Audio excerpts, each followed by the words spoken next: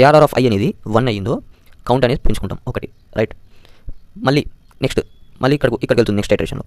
అప్పుడు మళ్ళీ 1 వచ్చింది. మళ్ళీ 1 వచ్చినప్పుడు మళ్ళీ కౌంట్ అనేది పెరుగుతుంది. సో నెక్స్ట్ ఐటరేషన్లో ఇక్కడికి వస్తుంది. ఇక్కడ 0 ఉంది. 0 ఉన్నప్పుడు ఏమవుతుంది?